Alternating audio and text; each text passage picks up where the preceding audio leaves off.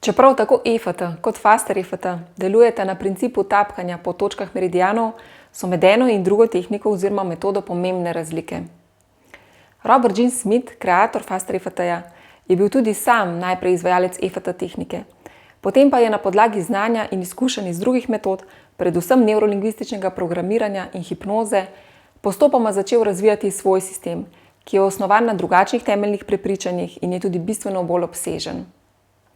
Tudi sama sem se najprej seznanila z EFT tehniko, ki mi je sicer pomagala pri reševanju težav, s katerimi sem se soočala pred 8 leti, vendar pa sem s Faster EFT-jem spremembe resnično dosegala na hitrejši, enostavnejši, temeljitejši in tudi zabavnejši način.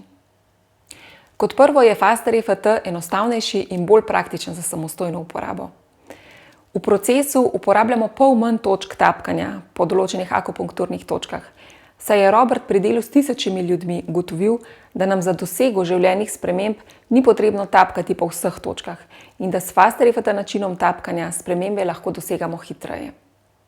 Druga razlika je ta, da v Faster EFT procesu tapkanja uporabljamo enostavne fraze spuščanja, kot so naj gre, spuščam, varno je spustiti, čas je, da spustim. Na koncu procesa uporabljamo tudi mir in stisk zapestja. Tretja razlika med EFT-jem in Faster EFT-jem je ta, da v Faster EFT procesu tapkanja vztrajamo toliko časa, da spomin postane pozitiven.